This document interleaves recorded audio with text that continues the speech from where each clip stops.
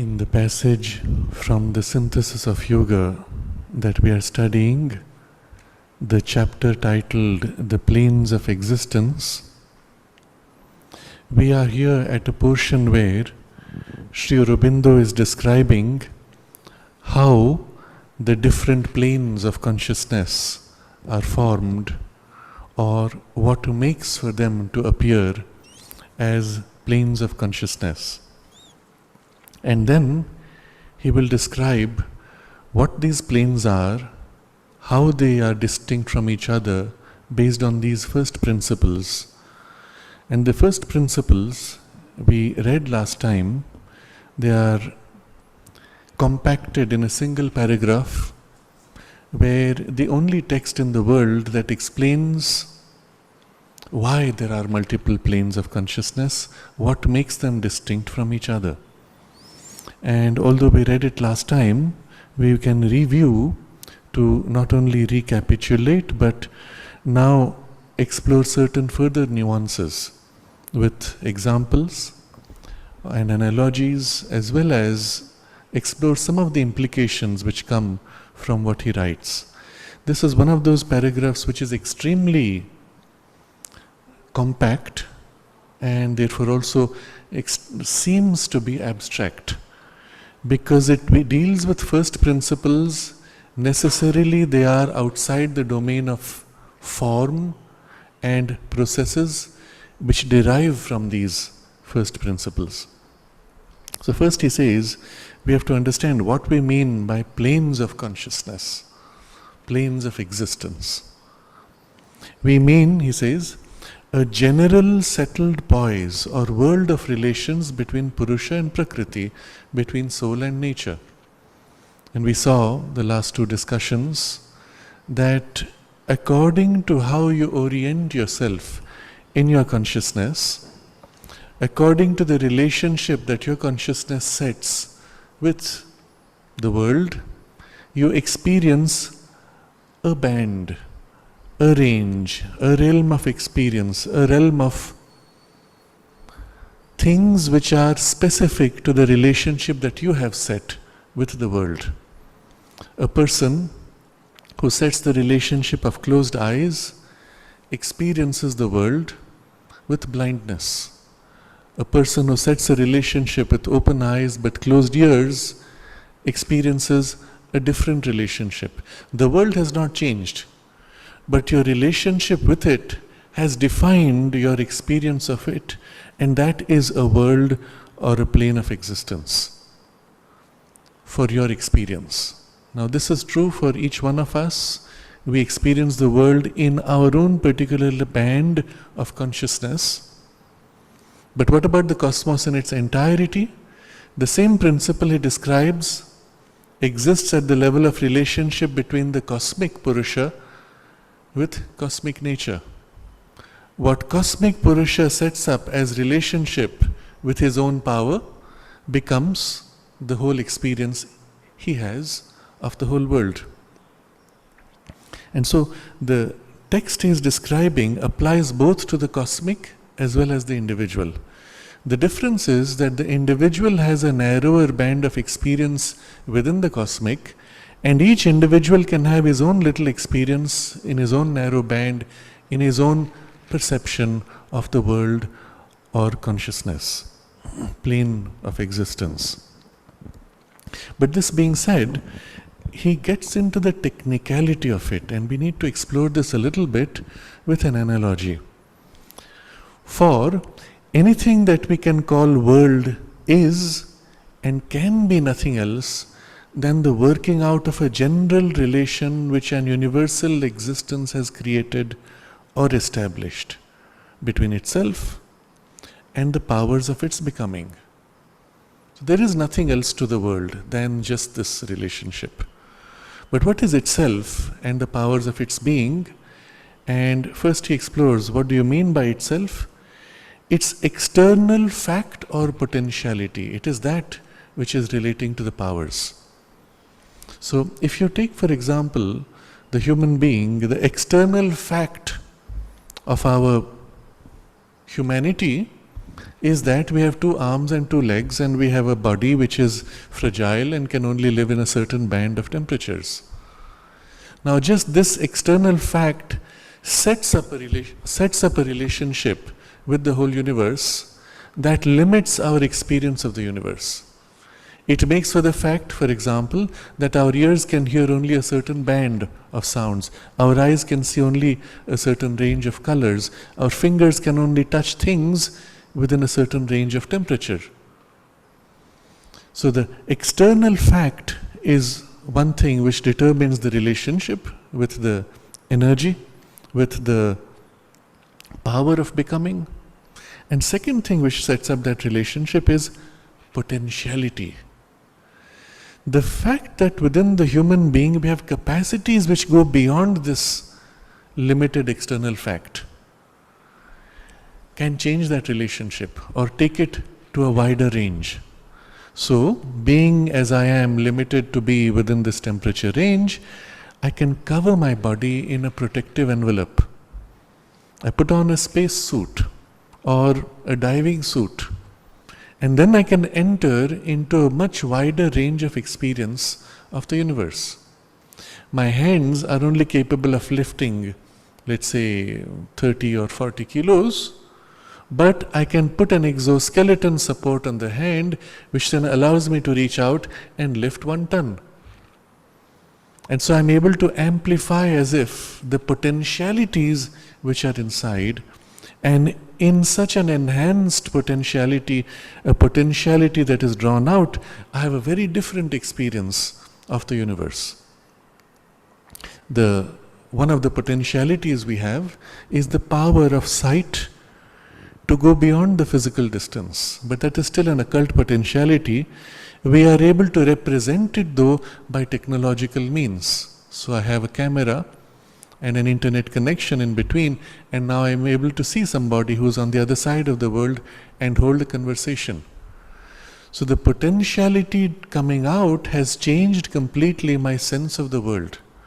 Go back barely 100 years and you could not have any idea of what another place in the world would be like without looking at a picture or listening to someone's description, reading a book. Today you can actually be there with your vision, with your hearing, even to some extent with your sense of touch. And how far is this? Potentially anywhere. We have a little lander sitting on Mars, which becomes for us a projection of our sight and sounds and touch. Effectively sitting here, we have projected ourselves on a different planet and experience it. Or through the telescope, which is sitting in space, we are able to look out into the universe, which would be beyond the range of our physical sight. Its sensitivity as well as the frequencies. We can look into the domain of X-rays, for example. All of this is part of our world now, which has expanded because it went beyond just the external fact into the potentiality of it. Now the potentiality, much more than the external fact, is what determines our future. In everything, if we look at the potentiality of the relationship our soul can have with nature, you can see where the whole journey is going to go, what this world is really about. And this idea will be extremely important in the next section, where he will describe what the human experience is like in the physical world. Having described this important feature, that there is this external fact and potentiality, he then points out that this portion which is the potentiality, this portion which is the power of becoming of external fact or the potentiality, that is what we call nature, the principles and powers of becoming. And the part which holds this experience of the becoming and sets up the relationship is the soul, the individual soul or the cosmic soul. Within us there is the soul-nature relationship, which we can then broaden out. We can also play it within us. I can, for example, imagine and enter my own world of creation and create a relationship, create a world, and live in that world. Shakespeare is looking at his external fact, looking deeper into his potentiality, and is drawing out certain aspects of those facts or potentialities, and then creates this world. That world can exist in his mind, or actualizing it in his writings, sharing it with others, can create then a shared world experience. That extended further into enactions through theatre makes it for a much larger and more complete and perhaps rich shared experience, in which all the audience, as well as Shakespeare, is living in that world for a while. We forget the larger world outside. So there's another potentiality we see here, not only that we can live in our own world of imagination, and each one could be in his own little bubble, each glimpsing a part of the whole cosmos, but we can also expand our bubble, join our bubbles, and share in them to have a shared world experience. And this makes for a very interesting possibility. Each person can create a world of his own, or can live in a world of his own, specific to his external fact and potentiality, but also by going beyond the boundaries of our little bubbles, we can enter into somebody else's world and experience his, which we may not ourselves be capable of. It may be beyond the range of my external fact or my potentiality, but reaching out and sharing into that world, I'm able to experience more and therefore grow. Perhaps we may say that our external facts may be different, but if we go deep enough, our potentiality is in fact much richer, and because that potentiality exists, I can enter your world and learn from you. And this is what makes for a collective experience of the worlds or planes of existence or planes of consciousness, and the experience of multiple Purushas playing within a limited world.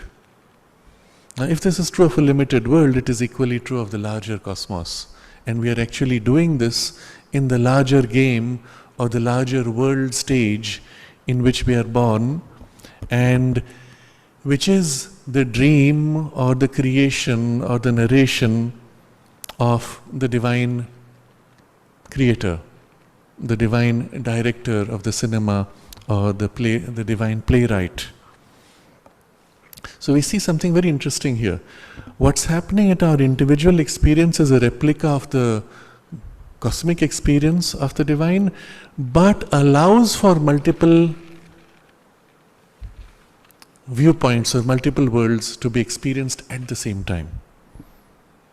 Then Sri Aurobindo goes a step deeper into what makes this relationship distinctive. Why is it your world experience is different from my world experience? Since all of us live in our own little bubble with our own distinctive external facts or potentiality, what makes it different? If you look at the example of Shakespeare, all scholars of or students of Shakespeare would agree that this man seems to have such a rich experience of human life. It could not be someone who lived all his life in London. He had to have traveled all over Europe, because he is able to speak of things which belong to cultures which are so different. He is able to describe tendencies of human nature which involve obviously many complex experiences of life. So one of the conclusions they have is, actually Shakespeare was not the writer of those plays. The only pamphlet we have is Shakespeare Presents. William Shakespeare presents such and such a play. He might have been a director or a presenter or a front for somebody else who wrote it. Because what we see in the facts of his life do not match the complexity of his creation. And so we come to an interesting insight. What you are able to articulate must be or can only be an expression of what you already are. In fact, every writer is doing that. When a writer sits down to present a novel, and this is why you have one of those one-off writers. He puts himself into the novel. He puts himself into the play, draws out his own potentialities, and if it is a complex and rich enough expression, he has exhausted himself in it. There is nothing of him left that is new because it has all been poured out into his first successful novel. And then now the publishers say, let's bring out another, let's make more money, and the fellow goes back and he finds himself blocked. I've already said everything I had to say, I have nothing new left. I am the person who's poured himself out. Unless I become a different person, I cannot write something new. And so it's often the experience of these writers that they will go to a completely different culture, get into a setting that is completely different from where they have lived all their life, become somebody else through an enrichment of new experiences, and then put that out in new form. So we recognize that any such relationship set between your external fact and potentiality and powers of becoming by which you express, in this case the powers of writing, powers of speaking, powers of inaction, the powers of becoming, any relationship you set has to finally be based on what you are, which alone can become. And so Sri Aurobindo now goes to this fundamental point. In all of us, what makes us different is that our starting point in our becoming, our being, is already different. But there's more to it. It's not enough that you're a different person, your power of expression is also different. So this one person, Shakespeare, had a power of expression in writing. Someone else may not have a power of expression in writing, but he may have a power of expression in the inaction. He becomes the player on the stage, whereas Shakespeare would make a very poor player perhaps, and the player would make a very poor writer. Shakespeare's ability is, or his skill is, understanding human nature. It may not be very effective in articulating, let's say, technical knowledge. Somebody else may be more naturally expressive of technical knowledge, but may have a very flawed or limited access to complexities and nuances of human nature. And so what we are is what is distinguishing all of us and the world that we create or live in or can become. But there's something else, which is our power of expression, of conscious force that we are able to put out. Even if two of us have similar ability to put out force, still the quality of the force may be different. In one person, the quality of the force may aim at precision, subtlety, perfection of detail. In somebody else, the quality of force may aim at drama, grandeur, power, expansion. Can you have both? Well, if you're going to put out with great power, it's very difficult to have a fine line to be drawn. The nature of intensity of power is that it will spread out in a large space with great force. It cannot pause to make fine lines. And so you will have two very different powers of expression, even if the original being is similar or even the same. Can you have the full range, the full spectrum of powers? That I can also put great power of intensity, but also the power of fine nuance and subtlety. And that would require a much greater development, let's say. And then there is a third component which also distinguishes us: delight. While I delight in perfection, he delights in drama. And it is that which is characterizing his power, therefore. Or, while one person delights in pathos and difficulty and struggle, another person delights in joy, in free, optimistic exploration. And that would again make for completely different worlds. So now Sri Aurobindo goes to the heart of the whole question. What makes for this experience of different worlds or different planes or consciousness? He says, since being conscious force, and delight of being are always the three constituent terms of existence. The nature of a world is really determined by the way in which Prakriti is set to deal with these three primary things. So what determines a world or a plane of consciousness is really the way these three things are being dealt with, because all is determined by these three things: being, conscious force of being, and delight of being. They are the three constituent terms of existence. Nothing could exist if there was not first something that is, if there was not within that is a force which it exercises to be, and a delight which it has in being. So we are really seeing the essential terms of the Satchit Ananda. So you will notice here, being, conscious force, and delight of being. Conscious force includes consciousness and force, but the emphasis is on the force. The way being chooses to remain being or chooses to express its being. You could separate consciousness as a static poise, but then force is only unexpressed, but it is always there. The moment you exercise force, it has to be a conscious exercise of force of what it is already, what it knows itself to be. So the two cannot really be separated. But if you do view them as two sides of the same thing, we end up with four things, four requirements of any existence. So there is being, there's consciousness of being, force of the consciousness of being, and the delight of the consciousness of being and the force of being.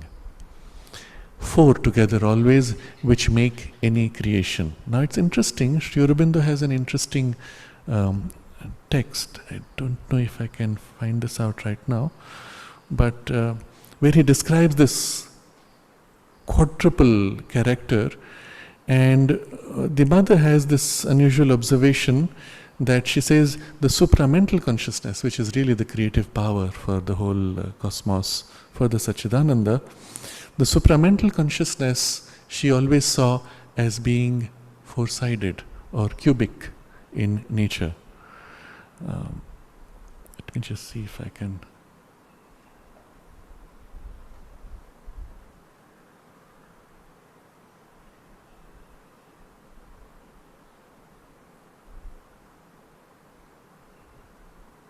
Yes, here it is. The One is four forever in his supramental quaternary of being, consciousness, force, and Ananda. Supramental quaternary. The One is four forever. And so we understand why in certain great cycles you have cycles of four, the four yugas, and so on. But here we are just looking at these three because the consciousness and force really are seen together.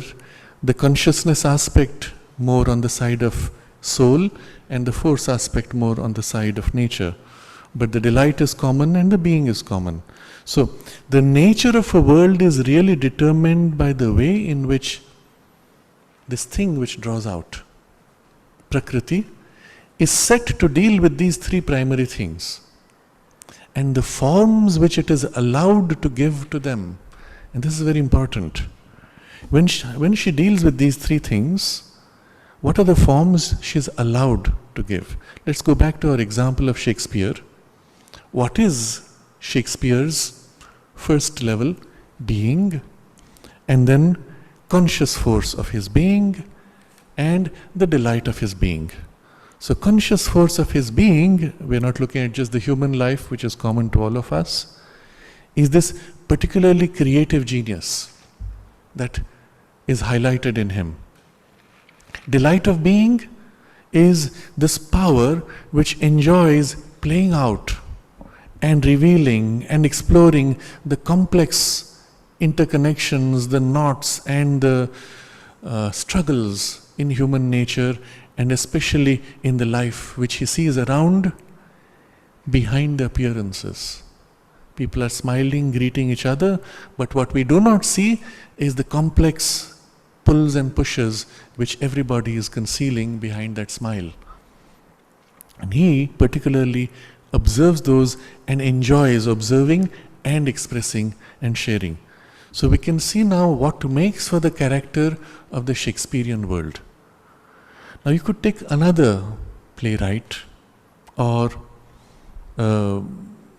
cinema maker, director or storyteller of any kind, entertainer of any kind, and look at these three things. What makes him this? What is this particular term of his existence, of his being, his conscious force, and what is the delight or the direction that it takes?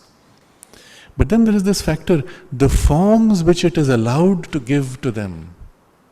Now you could say the form would be writing in this case, or to formulate a prayer, to formulate the theater in the theater through players, or it could be the form of cinema. Now the medium in which you are projecting can change everything. The whole game changes when you switch to cinema, where camera angles are critical. So the camera angle is focused on something which is like a flower, and then the angle turns and you suddenly realize the flower is not where you thought it was, the setting is completely different, and there's an element of surprise. Now this subtlety of the play of camera angle you cannot do in theater, where your angle is fixed. In the theater you're required to depend on other means for surprise. With camera, saying nothing, with nothing changing in the circumstances, just the shift of the camera angle is enough to tell a story and bring you elements of surprise. And so the form in which you're allowed to give decides, in fact, to a great extent, how rich, how complex, or even what type of world it is going to be. So, in this way, Sri Aurobindo has captured with very essential vocabulary the foundations on which worlds are built up. But because it is so essential, it appears abstract. But when we take a few examples like this, we can understand better. Now there are implications. Once you realize that a world is built up only from these three things and the way nature relates to these three things and how she is able to play them out, we come to certain extraordinary conclusions. First, he elaborates on this idea.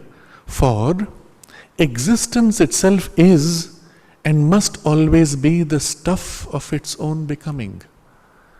So when there is this becoming a drawing out, Shakespeare is, let's say, writing out his play, the existence which he is must always become the stuff of its own becoming, meaning what he is putting out as characters is made of what? Is made of Shakespeare himself.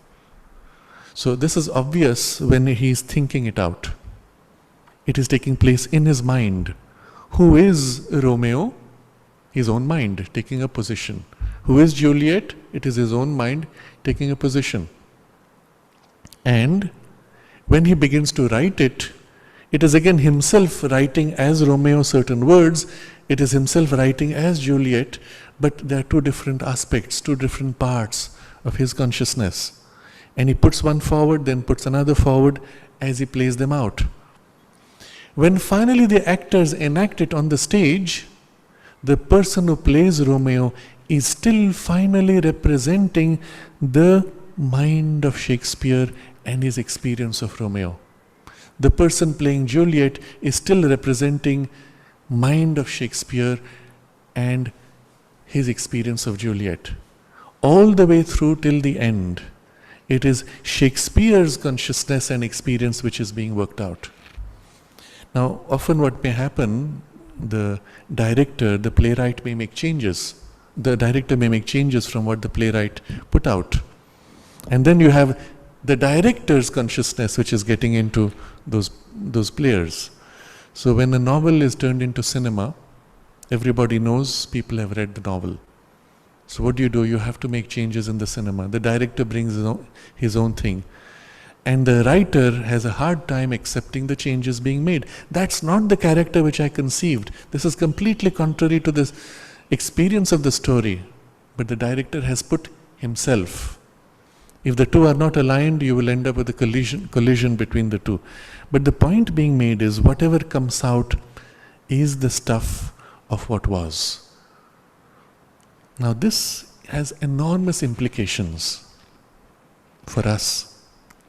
It means the whole universe is made of the stuff of the divine.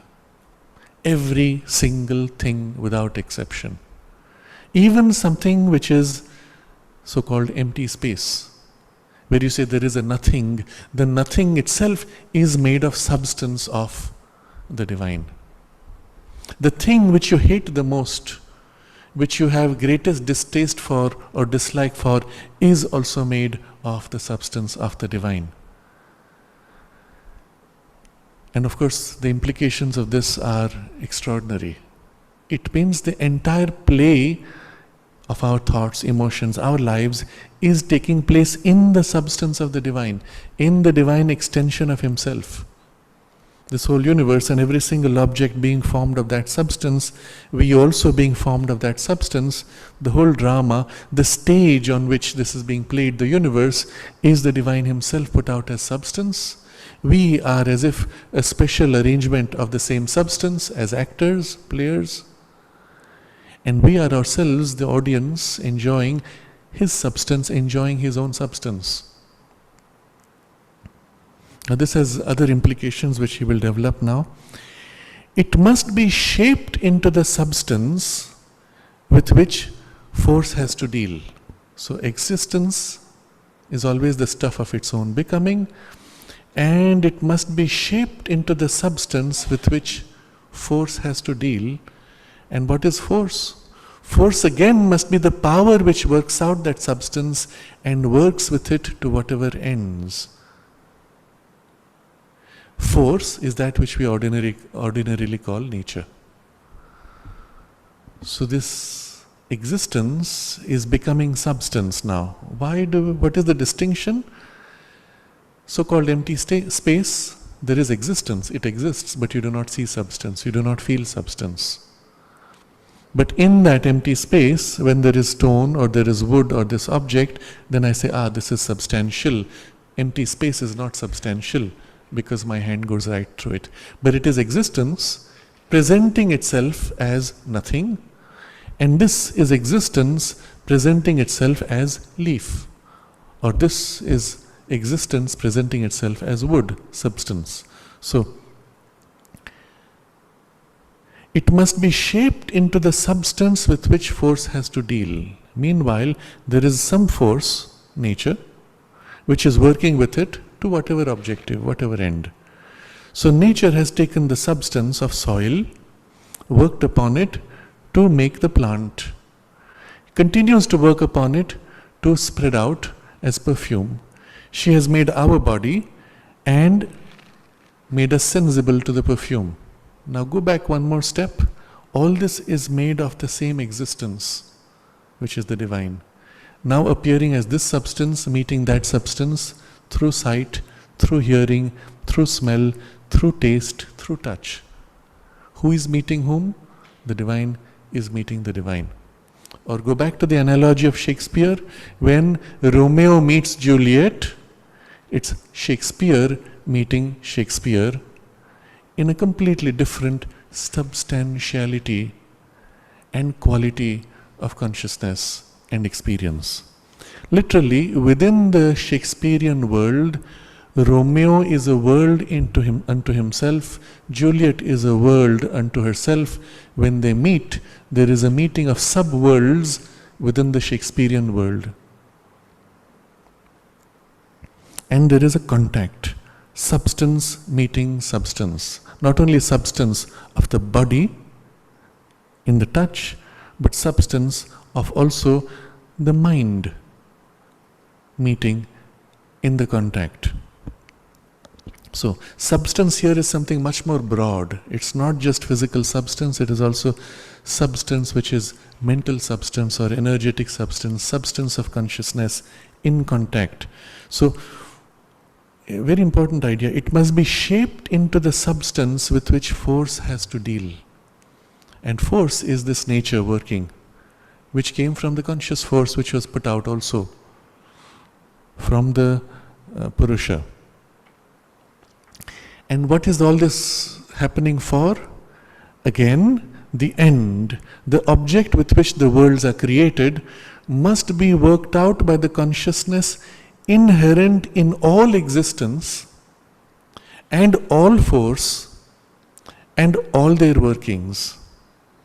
So because it is the same one consciousness in one existence which is working it out, it must be happening everywhere. So in the earlier example of Romeo, who is living in the mind of Shakespeare, who is living in the mind of God.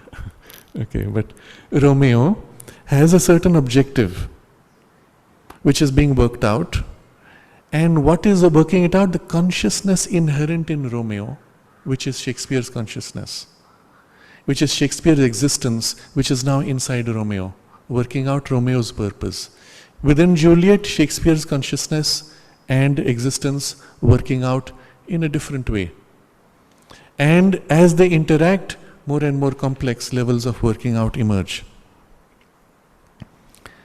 And so the object is being worked out through each, even if it appears to be different. Romeo's goal was different, Juliet's goal was different. Of course, they had common goals, but in their struggle, their drives were totally different.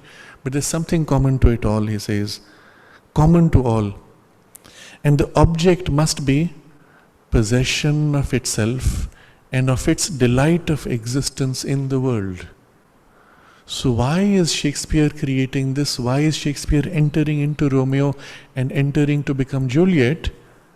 Because of this possession of itself and of its delight of existence in the world.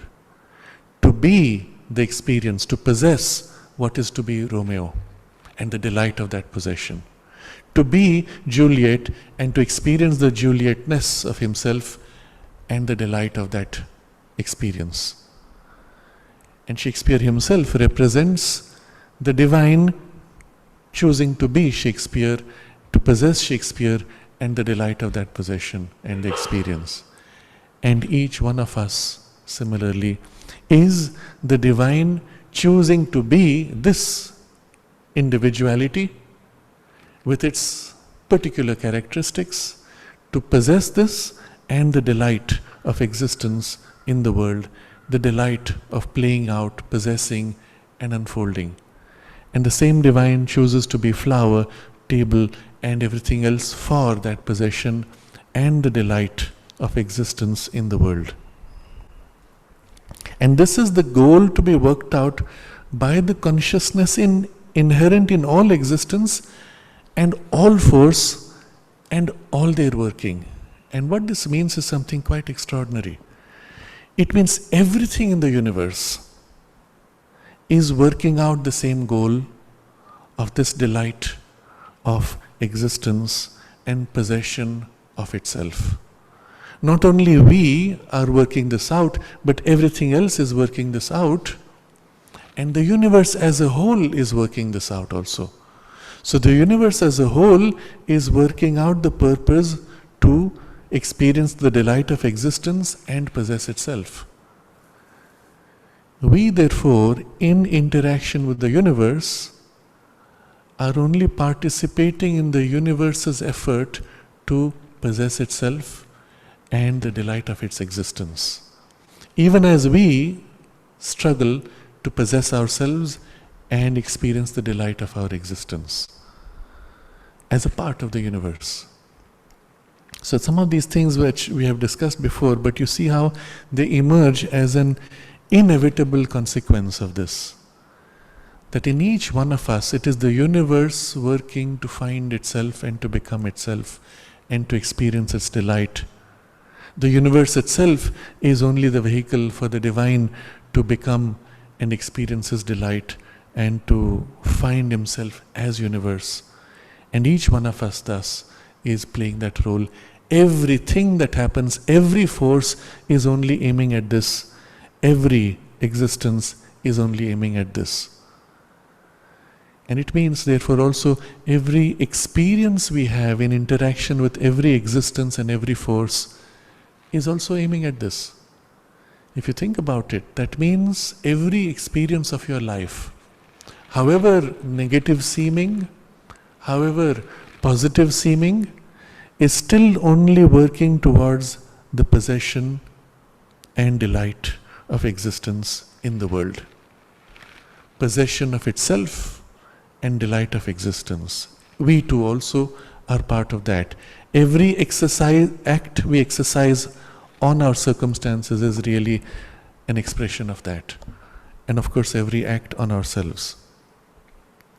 And so he says, to that all the circumstances and aims of any world existence must reduce themselves. Reduce themselves. They may not be overt, but if you go behind the overt, you will find it reduces itself to this goal.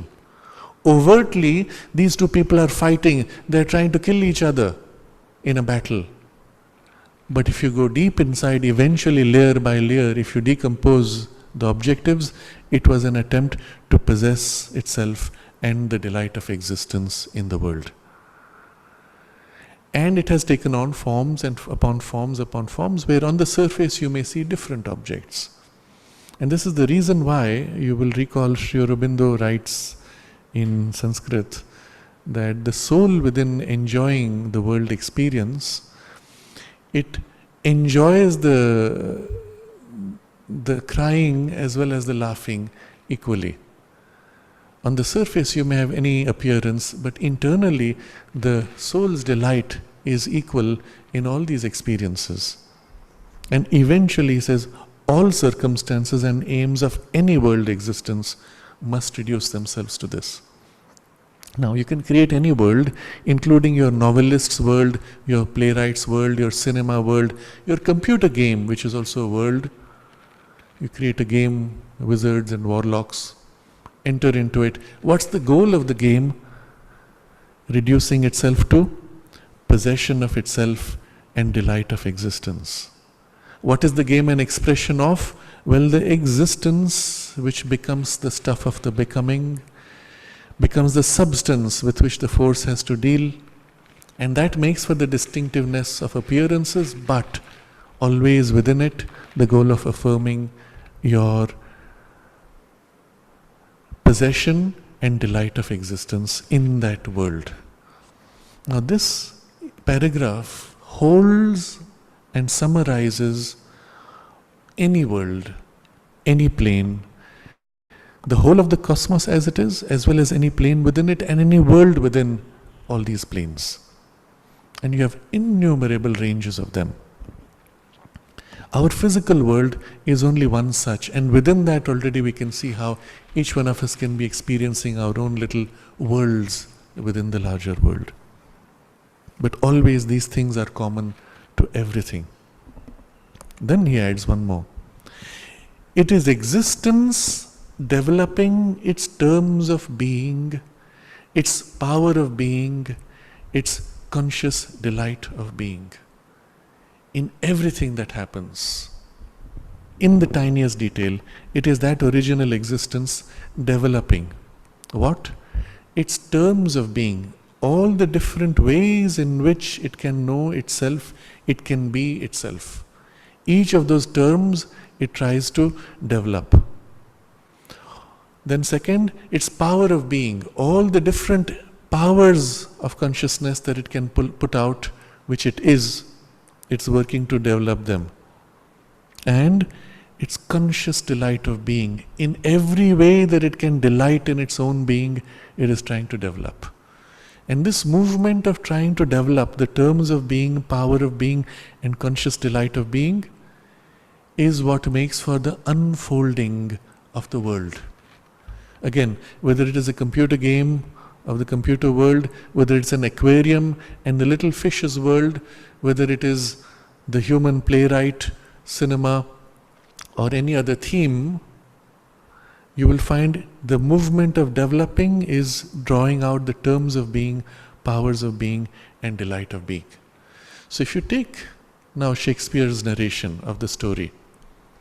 You started with certain characters. As the game unfolds, as the story unfolds, the characters develop the terms of their being. They don't change too much, otherwise they would not be the same characters. But they draw out new powers through the experiences they have. They grow, they mature.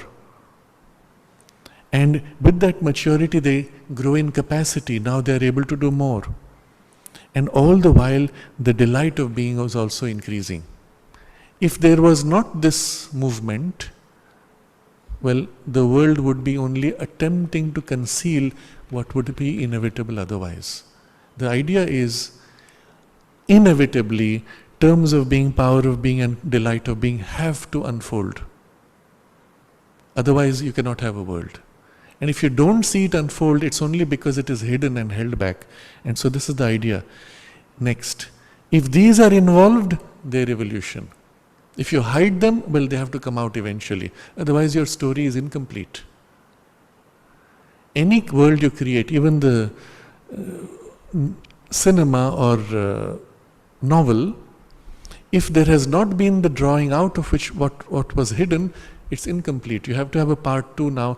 The viewer says, but what happens to this which was waiting to come out? So inevitably it has to come out eventually. If they are involved, their evolution. If they are veiled, their self-revelation. Now we saw last time the subtle difference between these two. In veiling, they are just hidden and they come out. In involution, they are not just hidden, but they actually are as if non-existent and seem to come out from something other than themselves. So both processes happen in any story narration, in any world, and of course within us, in our subjective world and in the cosmos. So in this one paragraph, Sri Aurobindo has described at its most essential level what makes for a world and what are the principles on which the unfoldment of the world is going to take place. And so it was worth going through it once again because it helps us to understand not only at the most essential level, but with the examples also some way of the drawing out. But the implication of this again for us is that anything which is within us involved will evolve eventually, inevitably, and there is nothing one can do to stop it. Anything which is within us that is veiled will be revealed, and there is nothing we can do to stop it. Every experience that we have will only assist this process. There is nothing which can eventually, ultimately prevent this. Even what comes to oppose it eventually will serve to reveal it or to evolve it. And what will evolve from us? Our terms of being, our powers of being, our conscious delight of being.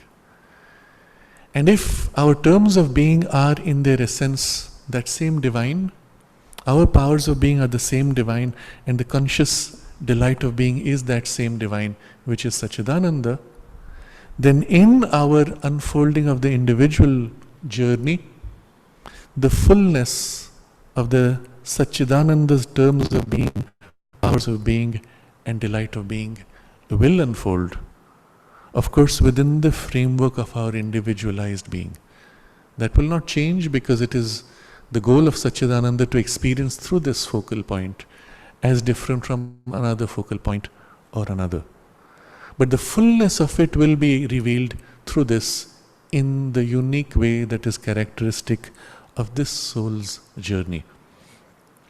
So all this is implicit, even if Sri Aurobindo does not fully give you all these examples, the key principles he has pointed to make for this inevitability.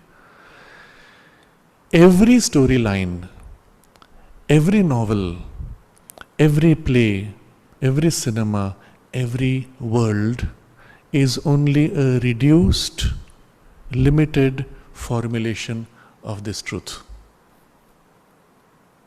So in the story of Romeo and Juliet, let's say, whatever may have happened, given enough time there would be a rebirth and there will be a continuation and the growth all the way to its fulfillment. All that was done was the story ended with the physical death of the players. But in your mind, or in Shakespeare's mind, the story is an ending. He has only taken a snip and removed the things of before their birth or their birth and childhood, just got to the part which he wants to narrate. But it's always a part of a whole and part of a continuum. Now, this being the big picture, Sri Aurobindo is now going to focus on three planes first. First, this physical plane, then in contrast to it, he will describe the vital plane and then the mental. And the physical is what he will dwell the maximum on, because in understanding this relationship of soul and nature that defines the physical experience, we will understand also why we have all these problems. And with that understanding, we will also know what we need to do to get free of these problems. In the first case, what we have just discussed shows you that whatever the limitations of the physical world, the eventual emergence of these three things in us is inevitable. And now we will see what happens in the physical world that makes it so complicated. Here, the soul lives in a material universe. Of that alone, it is immediately conscious. The realization of its potentialities in that is the problem with which it is concerned. So the soul has set up a relationship with nature, which makes for this world, where the whole relationship is the focus of matter. And the soul then is concerned with realizing its potentialities in matter. And again he uses a phrase, of that alone it is immediately conscious. It is also conscious of other things, but always as a secondary or tertiary level. The immediate consciousness is on the material universe. But what does this mean? What is matter? But matter means the involution of the conscious delight of self-existence in self-oblivious force and in self-dividing, infinitesimally disaggregated form of substance. Remember, every plane is defined by the relationship with these three things. With the way existence is related to, with the way conscious force is related to, and the way delight of consciousness is related to. First thing we see in matter is conscious delight of existence is involved in self-oblivious force. So the delight which would have come through the play of the force, that delight has lost itself inside the force. You do not see the delight, you only see force working. And the conscious force has hidden the conscious part of force. So you only see force working without consciousness and without delight. And the existence has hidden itself in self-dividing, infinitesimally disaggregated form of substance.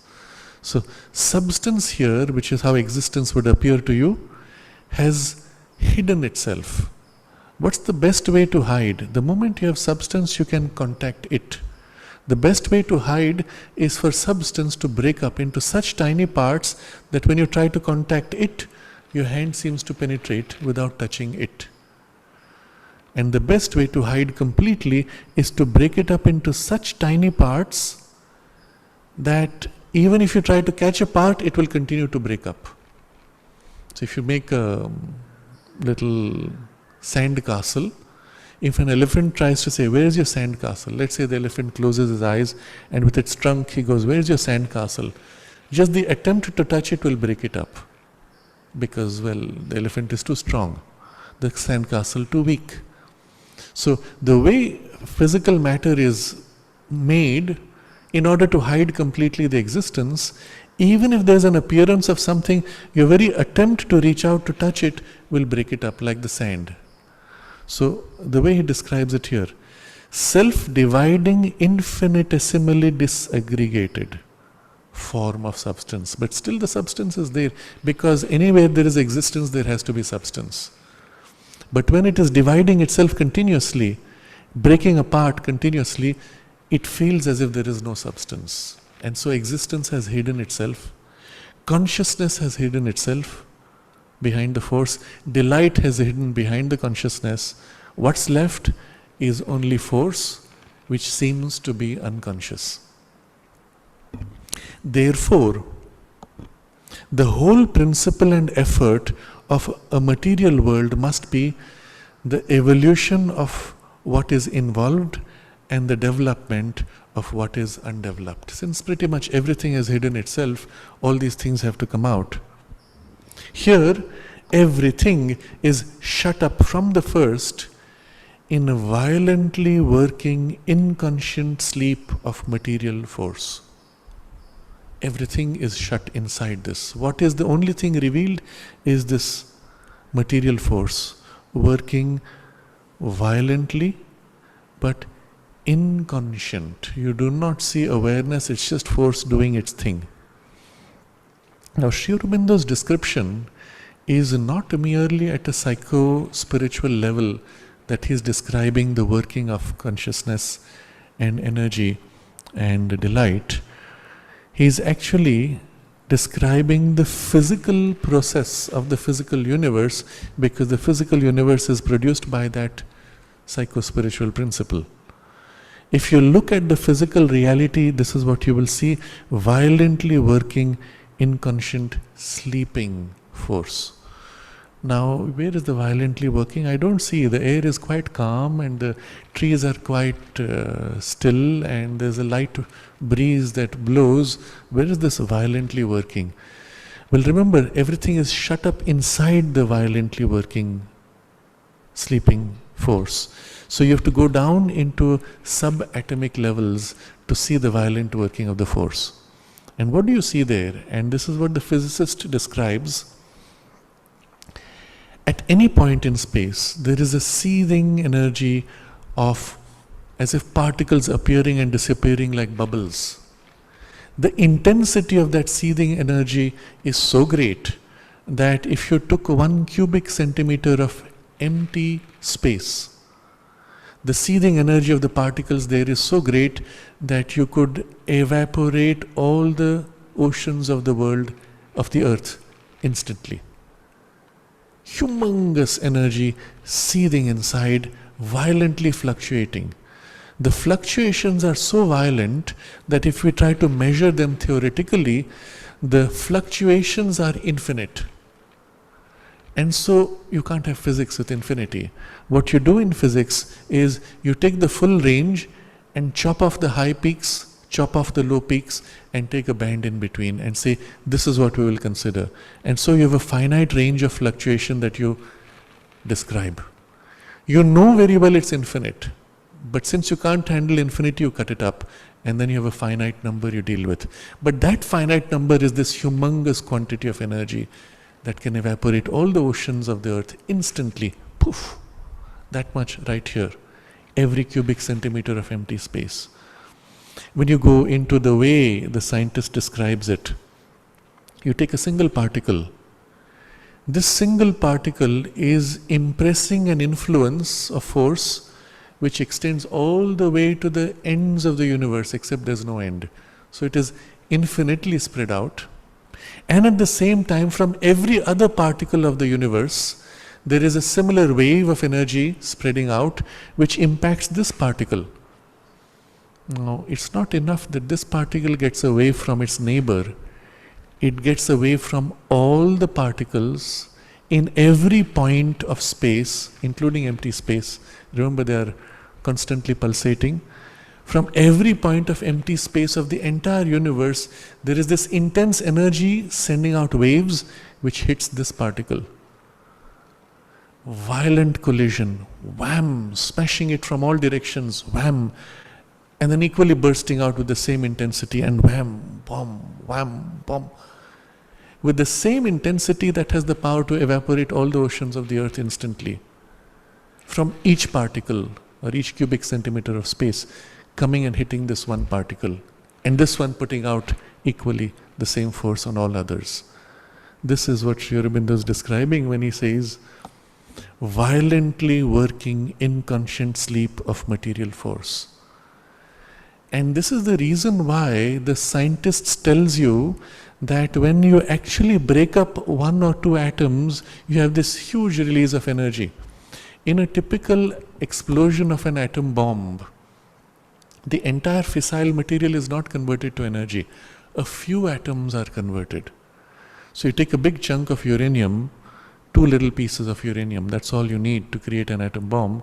If they're large enough, you bring them together and the exchange of energy between them starts building up rapidly. All you need to do is bring it close enough and it starts building up, and at the moment where you bring that close enough, the build up enters a chain reaction, heats up rapidly within a few seconds and bursts. Because of the intensity of the heat that has been built up, there's a massive explosion of a few atoms which have just been converted, and by the time they are converted, the matter has been dispersed far enough that the chain reaction ends. So a few atoms converted is what releases as the atomic bomb. You can see the violence of what's actually taking place. But the beauty of this whole play of violence is the same particle receives with full impact the whole universe, but pushes out with the same impact. And on the average of the violent fluctuations, you see as if nothing is happening. Oh, this is empty space, there's nothing here. And in that seething foam of empty space, occasionally, it's like on the surface of the ocean of energy, a little bit, some waves, some foam forms.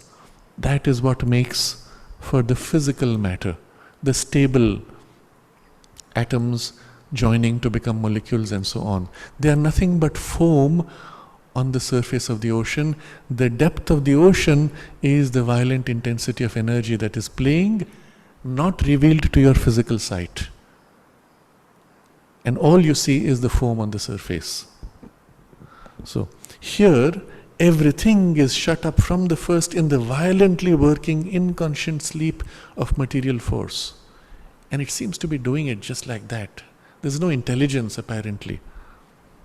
Therefore, the whole aim of any material becoming must be the waking up of consciousness out of the inconscient. So what's the first thing you see? The fact that it seems to be unconscious, and the consciousness therefore is hidden because it must be there. The delight is hidden because it must be there. It must be that eventually the whole goal will be emergence of consciousness. Now,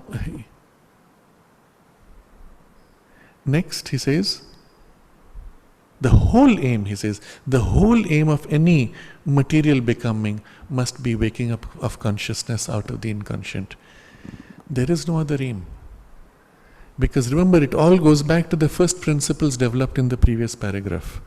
And then, the whole consummation of a material becoming must be the removal of the veil of matter and the luminous revelation of the entirely self-conscient being to its own imprisoned soul in the becoming. Any material becoming, anything that grows, whether it is plant or animal or human, will have this aim ultimately as the whole aim. So give it enough time. But everything happening in the biology, in the plant or in the animal or human is aiming at this. Removal of veil of matter. Matter was covering, you have hidden consciousness and delight behind it. This veil has to be removed. And the conscious, self-conscious being must become conscious of the imprisoned soul, eventually. And so anywhere in the universe, wherever there is individualization of any kind, which of course must be because consciousness has to come out from unconsciousness, in that consciousness there has to become the unveiling of the imprisoned soul. No option, the whole aim, the whole goal, the whole purpose is here. And then, since man is such an imprisoned soul, this luminous liberation and coming to self-knowledge must be his highest object and the condition of his perfection. So now you have shifted from what must be from the inevitability of the nature of the world itself to the human choosing to make this his highest goal. If this is the inevitability of our existence, this must also be our highest purpose, the highest object. And this is the way we will fulfill ourselves and reach our highest perfection. So far, he has not spoken of the emergence of the delight. That he will show you later, how it's clouded and confused behind this scattered and fragmented working, and it keeps popping out, but is unable to hold into its own because of the nature of these two first levels. But now again the implication of this, for us it means that this is going to happen, whether you do anything or not, whether you like it or not, whether you make effort or not. The whole purpose of the material world is to eventually have consciousness emerge and for a conscious being to have his hidden soul be revealed. It will happen. Then there's the question of what you do, how you participate. It also has another implication that everywhere in the universe this is happening. It does not need necessarily that you have to have this human body. It is happening even in the plant body. It is happening in other bodies. It is even happening in the planetary body. It is happening inside the star also.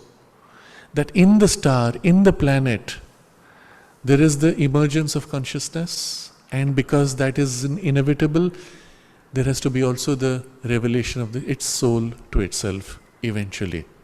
The entire universe is as if one body, one being, growing to become more conscious and eventually will become conscious of its soul, which is the cosmic soul of the divine. At the same time as each of us individually also grow to become conscious of the divine soul within us. So it's a fascinating picture, but you see here the inevitability of it because it's all drawn from first principles. Now comes the problem. Because this process happening in the material universe, the character of matter is offering, its character, which is of course form and limiting form. So all the problems which follow again logically from these first principles, which then he will contrast with the vital. In the vital, the first character is not form but force. So here form is first, force is hidden inside form. In the vital world, force is first and expresses itself through many forms. Forms are fluid. And just this one difference will make huge chain of differences. So first, for matter. But the limitations of a material universe seem to be hostile to the proper accomplishment of this object, which is yet so inevitably the highest aim of mental being born into a physical body. Obviously, if you're a mental being in a physical body, this would be the highest goal because that's the only thing which is the point of this whole world and this experience for a mental being. But the limitation of the material universe seems to be hostile to the accomplishment of this object. And yet the object is inevitable. And so you have a collision. First, existence has formed itself here fundamentally as matter. It has been objectivized, made sensible and concrete to its own self-experiencing conscious force in the form of self-dividing material substance. So what happened to the Satchidananda existence? When it has formed itself here as matter, it has first formed this objectivized sense of substance, and its own consciousness is able to experience it now as substance by entering in contact with it. But the nature of the substance is self-dividing material substance. And this self-dividing is as if pulled together to form aggregates, to form clusters, like foam on the ocean surface. And by the aggregation of this matter, there has been built up for man a physical body. But the moment you have aggregated a form like that, You create one form, and then you create another form, you create another form, in the midst of self-dividing matter which is universally everywhere. So you can only have forms separate from each other. You can't have the whole physical matter joined together and create one form, because its first principle is self-dividing. So by the aggregation of this matter, there has been built up for man a physical body separate, divided from others. Not only it's separate and divided from others, but subject to the fixed habits of process, or as we call them, the laws of inconscient material nature. So here's one of those side comments which goes to something so profound. We call this laws of matter. This is how it is, this is how it should work. But Sri Aurobindo says, what are these fixed habits of process, of this inconscient energy? This inconscient energy in its violence has, out of the chaos of its violence, built up certain habits inevitably.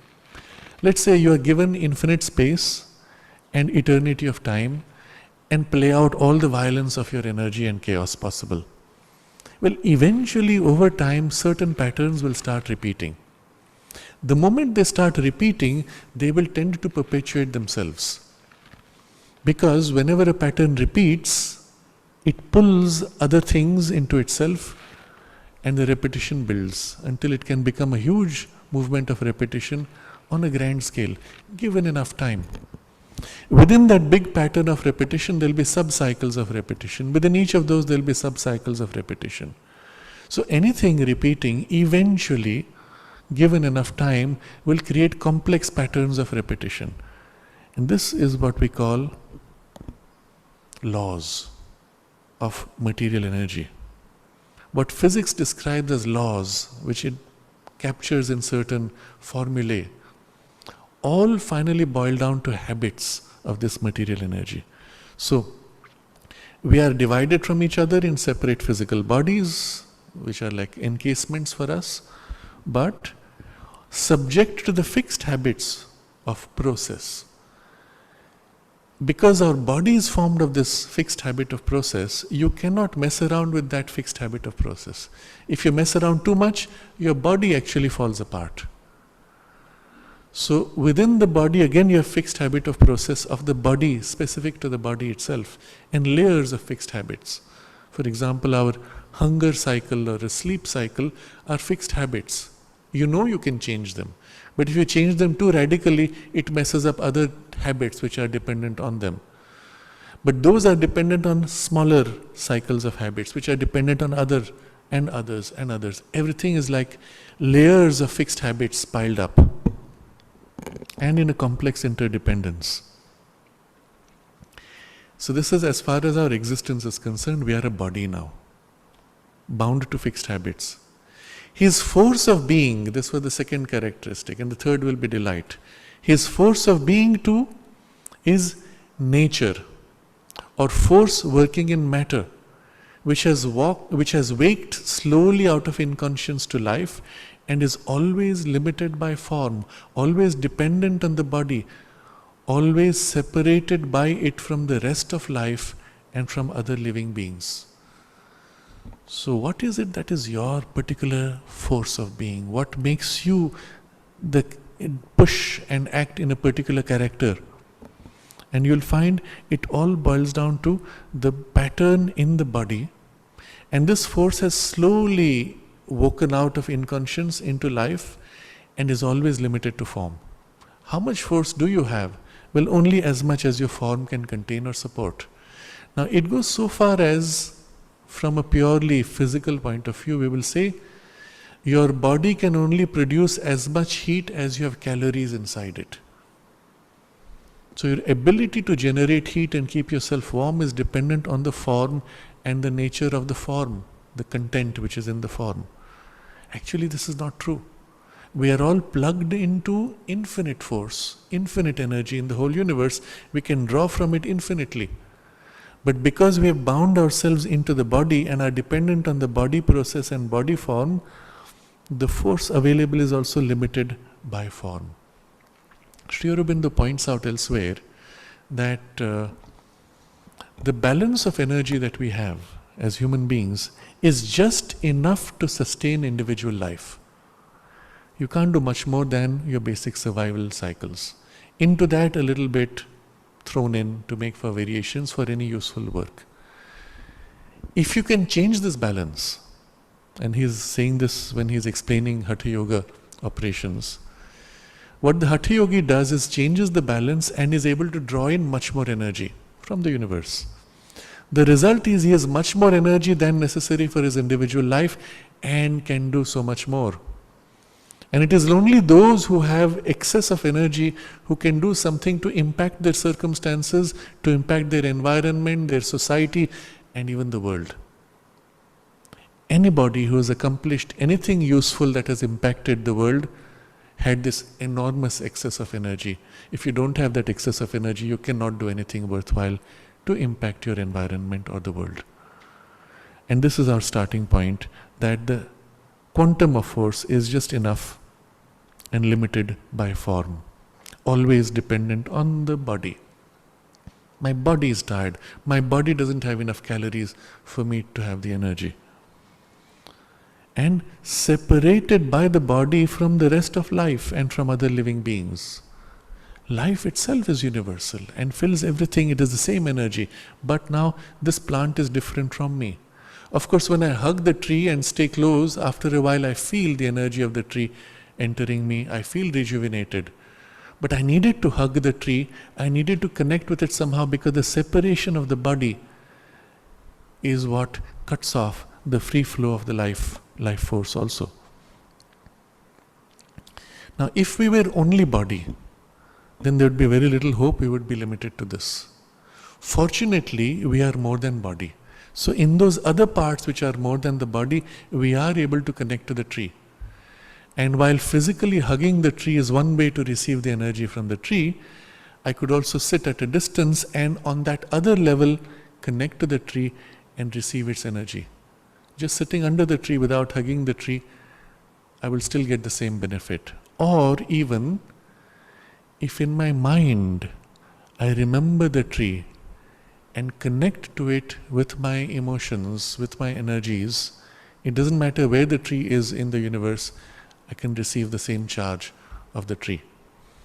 I'm going to share with you a very unusual study, research, which only came up recently, where they said that a lot of people depend on their morning tea or coffee to get a burst of energy. And they did a study to show that in fact you don't need to drink the coffee. If you just think about drinking coffee, you get the burst of energy, which is almost the same as actually drinking the coffee. If you drink the coffee because it's a physical process, it leads to other problems. You know why coffee gives you energy? There is a natural process in the biology to reduce the excitation to allow the body to rest.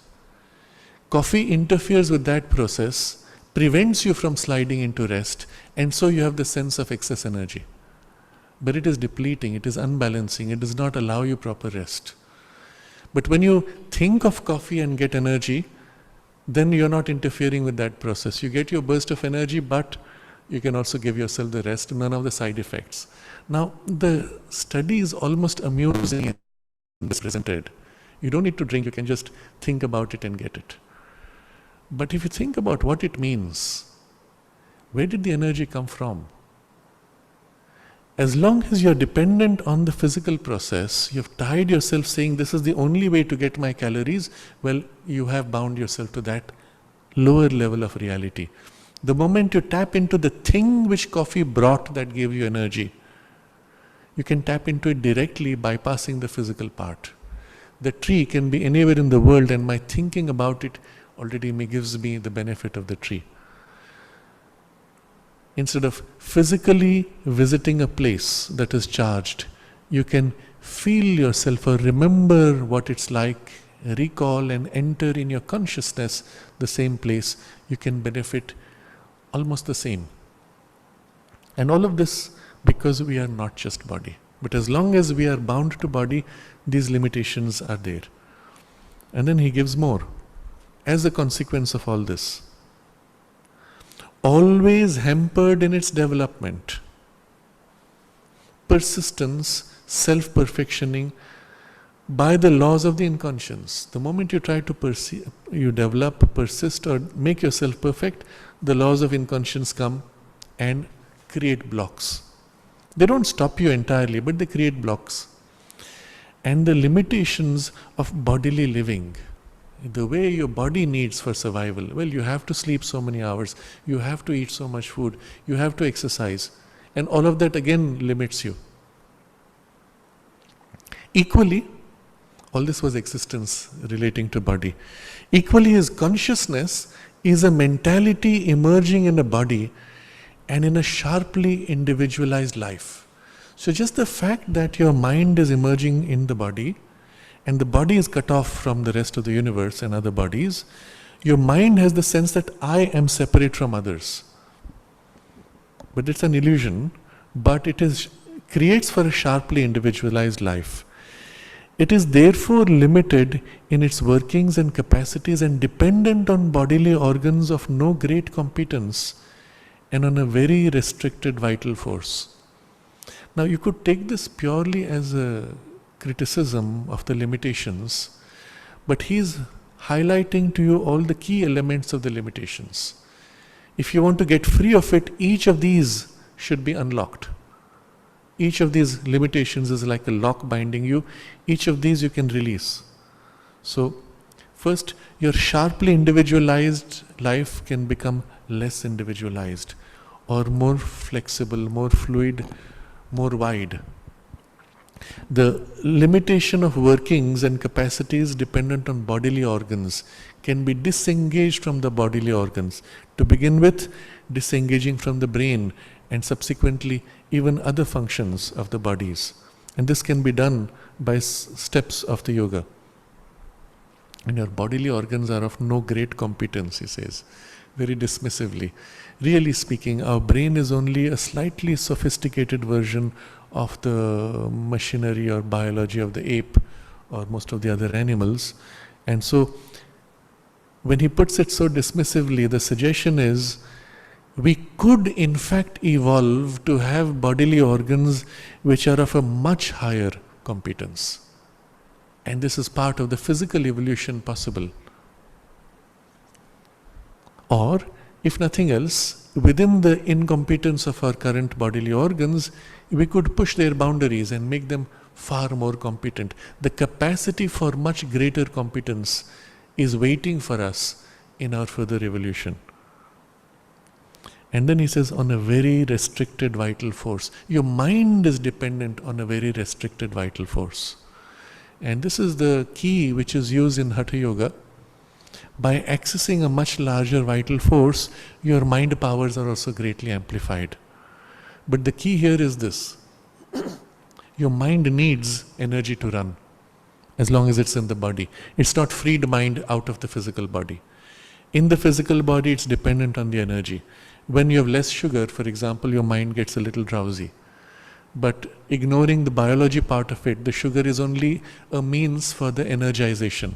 If you can draw energy and increase that quantum of energy and get a clear, fresh energy, all your mental faculties suddenly become clear. And this is the experience you have when you wake up certain days. When you wake up totally fresh, your mind is so clear and bouncing. And then there are days when you have not had good sleep and you're not fresh, your mind is dull and sluggish in its functioning. So, mind's dependence on energy, mind's on vital force, and mind's dependence on biology and organs. Both of these have been listed. Then, the mind, it is separated from the rest of cosmic mind and shut out from the thoughts of other mental beings whose inner workings are a sealed book to man's physical mind, except in so far as he can read them by the analogy of his own mentality and by their insufficient bodily signs and self-expressions. So this is something which we take for granted, and he's pointing out this need not be so. It's only happening because of the limitation of your body and energy being cut off and separated, that your mind has got cut off and is not participating in the continuum of cosmic mind of which it is a part. And so you are not aware of the thoughts of others. In fact, the right thing would be that we should be aware of everybody's mental thoughts, isn't it? Because our mind is a part of the cosmic mind of which their mind is also a part. We should be constantly having clear mental communications, even as we can communicate with speech or gesture. But being locked into the body, we are unable to access this. And again, the key here is, how will you access it now? By disengaging from this exclusive fixation on the body and the body senses. By separating the mind consciousness from the biology and physical sense organs, the mind can then access directly into the universal mind, and when it is able to do that, it's able to feel the thoughts, receive the thoughts and share directly. And just because it has not happened automatically, we think it is difficult. So there's an interesting group of which I came to know somewhat recently. You will see videos of this on YouTube also, where little children, barely 8, 9, 10, have been taught by their guru to read people's minds. And so they make you a demonstration. They say, all right, repeat in your mind any phrase, any word, any sentence, doesn't matter what, but repeat it several times. And the child will pay attention carefully and tell you exactly what you're repeating in your mind. It's easier to train children than to train adults. Why? Because we have accepted this blockage and we've got so habituated to looking through the physical senses. Our mind is plugged into the body almost exclusively. As children, we are not so exclusively plugged. We sense things much more, we receive much more, but we don't have the power to articulate because the biology is not so developed. Again, we are dependent on articulation through the body. We are able to receive and even respond at thought much more easily, and then we lose it by fixation into the body. But this can be reversed. Again, by the yoga, the mind can be disengaged and directly connect. And so the only way, because the others' minds are sealed, the only way for us is to know by analogy, I think like this, so they must be thinking like this. And immediately we have warped our perception of the world. Now suddenly everyone in the world thinks like me, which is not true, obviously. But that's your only way to relate to them. And then you're dependent on bodily signs and self-expressions. The person looks unhappy or is pretending to be happy. He's smiling, so he must be happy. Anybody more sensitive will feel behind the smile, there's a sadness that you're covering up. What's wrong?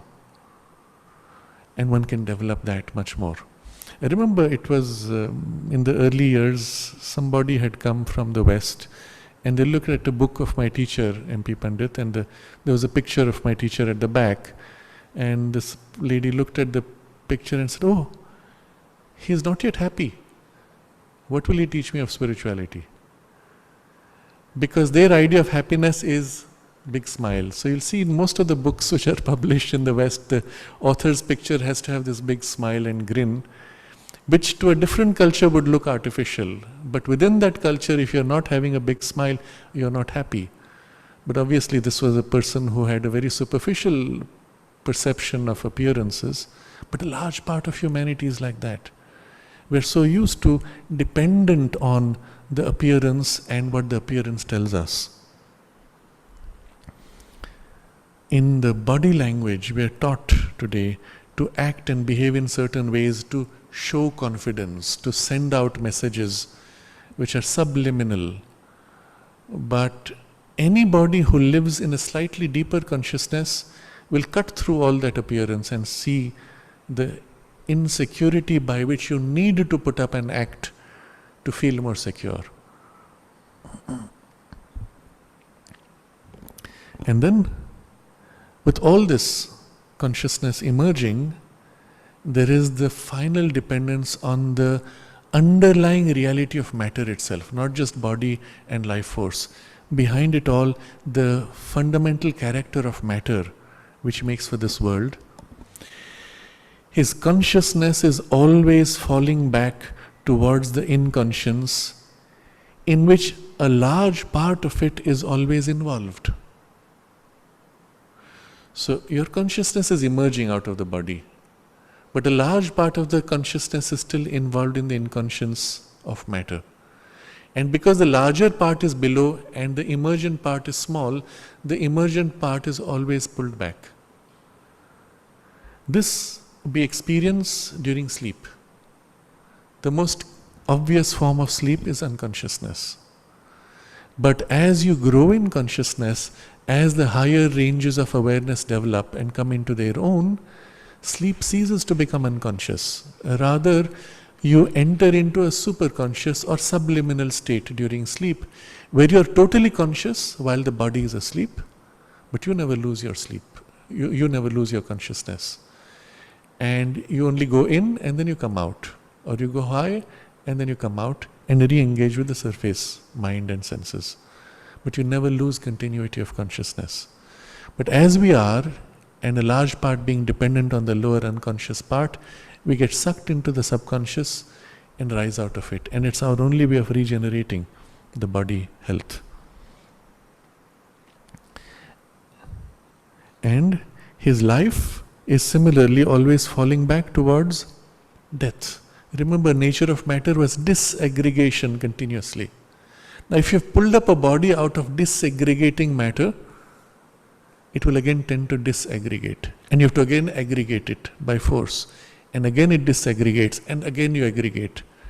So in practice, if you look at the biology, your body is always breaking down. The cells are breaking down, and there's a complex mechanism to remove the broken cells and create new cells to replace them as rapidly as they break apart.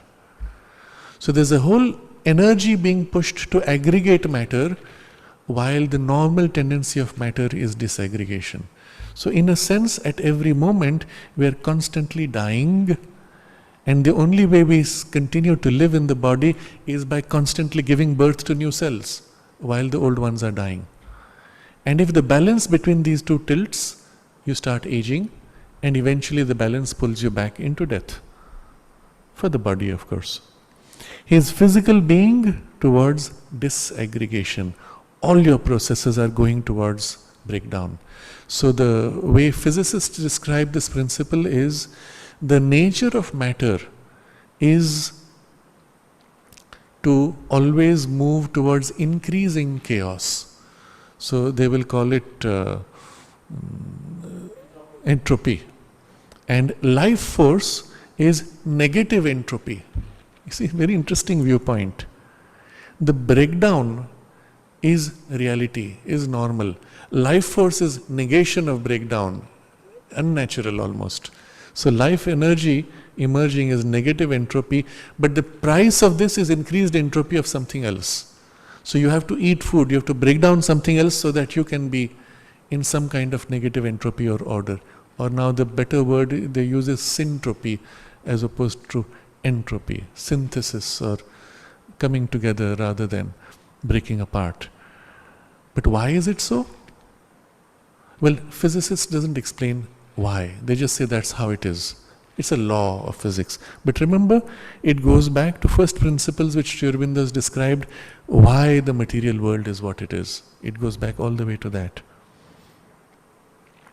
And so, having touched upon the body's limitations and limitations of life force, limitation of mind in this consciousness, the last is the delight.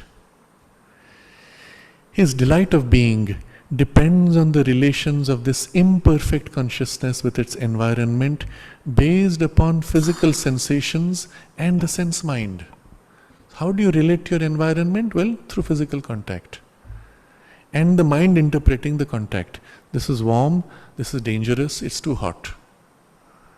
And with this, we experience delight or not.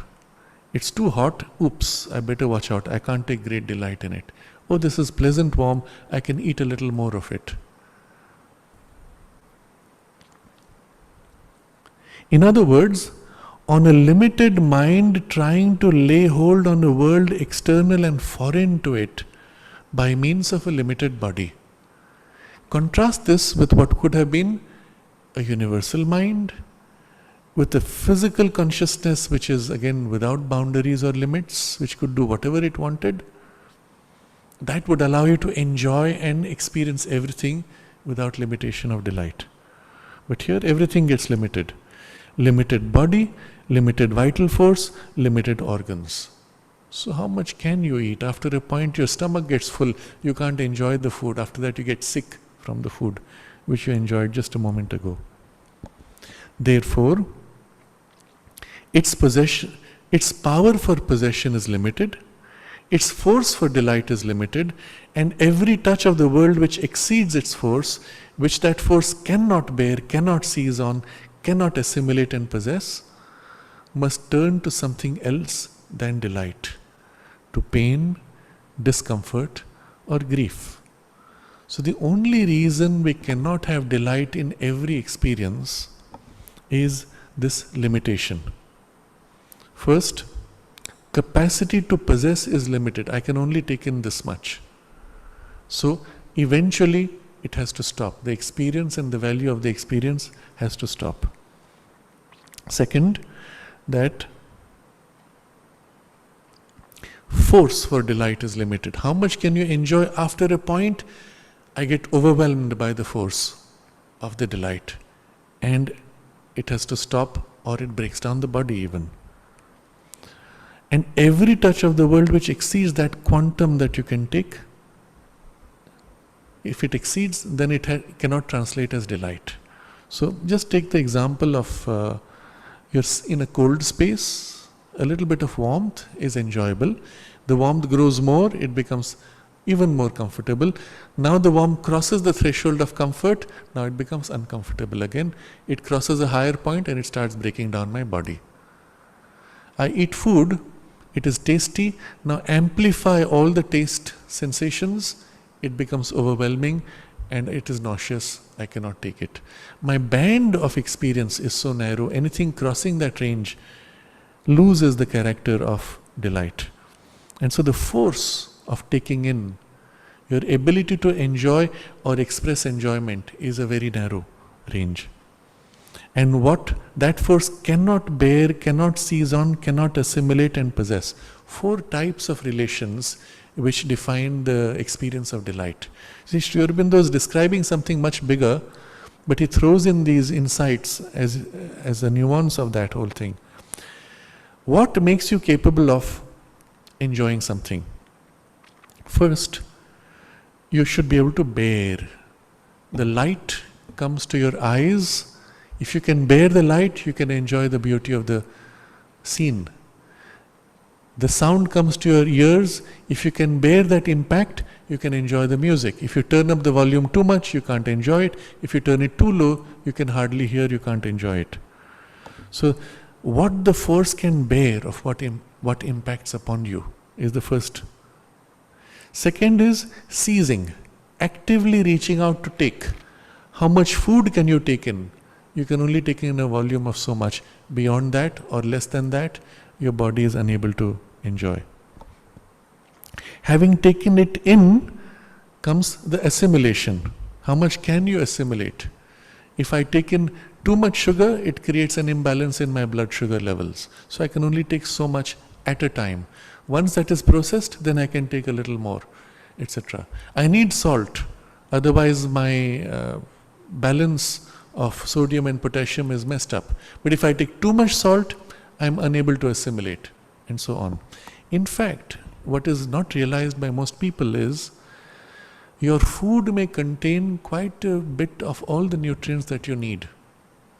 Your body is unable to absorb, and that is what creates for the imbalance of your nutrition.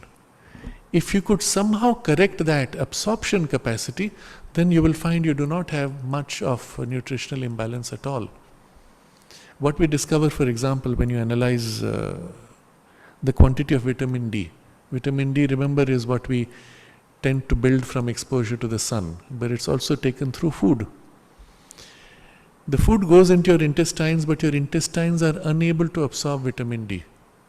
Why? We don't yet know. But this capacity for absorption being damaged, you can take all the vitamin D pills, it still doesn't make a difference. This is the reason why when people start taking supplements, first there's an improvement, and then once again things decline, because the body has now assumed, all right, now I'm getting too much of this, I need to cut back.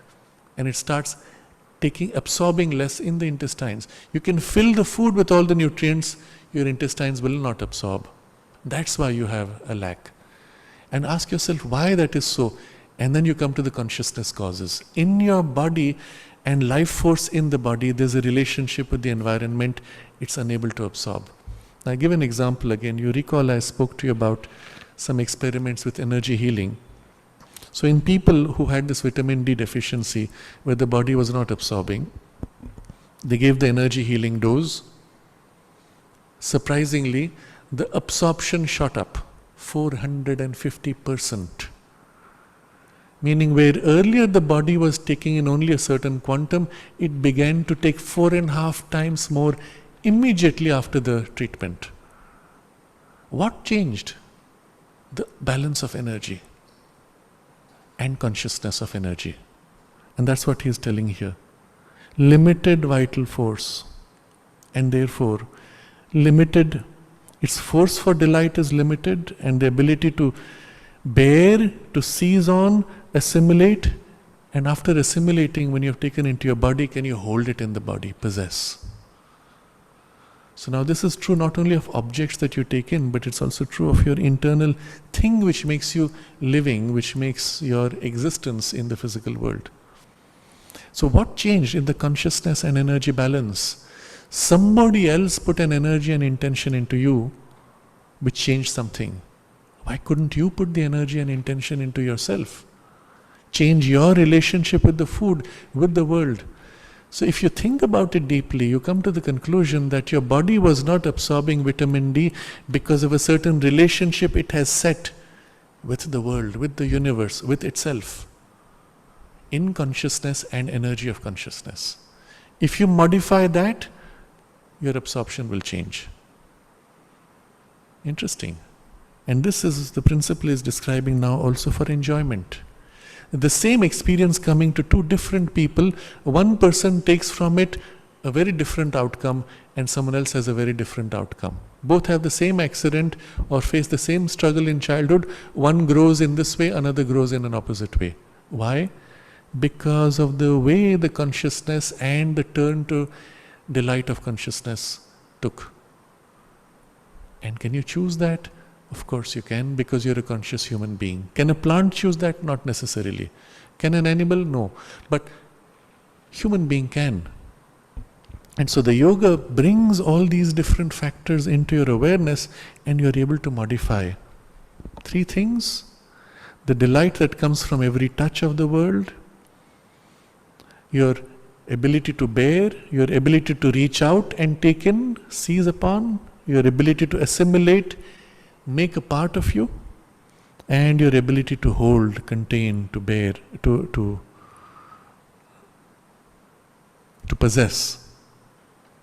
And anything which exceeds this range of your capacity, he says, must turn to something else than delight. And what is there else? Pain, discomfort, or grief. Or else, it may be met, it must be met by non-reception, insensibility, or, if received, put away by indifference. And this is what is happening in the case of the example I gave of vitamin D.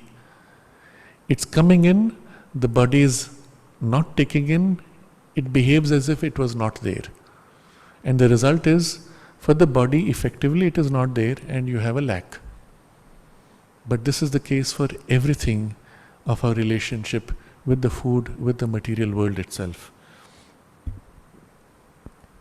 But it is also our relationship with things, with objects, with people, with circumstances, even generally with life itself. So many people have built up an insensibility to life, just as a way of coping and managing what would otherwise be too intense. Moreover, such delight of being as it possesses is not possessed naturally and eternally like the self-delight of Satchidananda. So whatever little you get of the delight, you can't hold eternally. And it's not held naturally. It needs something to be able to hold it. But by experience and acquisition in time, you have to have an experience and you have to take it in the unfolding of time, and can therefore only be maintained and prolonged by repetition of experience, and is in its nature precarious and transient. Because we're living in a time process, we acquire delight by experience in time. We have to keep getting experience in order to maintain the delight. And what happens is, if you keep the same experience long enough, after a while it loses interest and delight. You have to keep changing, and then you don't know whether the new experience will give you delight or it will be too overwhelming to cause you pain, suffering or indifference. And so everything is precarious, you cannot hold, unlike the eternal self-delight of Satchidananda. So what started this whole chain of confusion and difficulty was the fact that that eternal delight which is already within us was hidden inside consciousness force. Consciousness itself hidden inside behind force, and existence broken up, constantly breaking.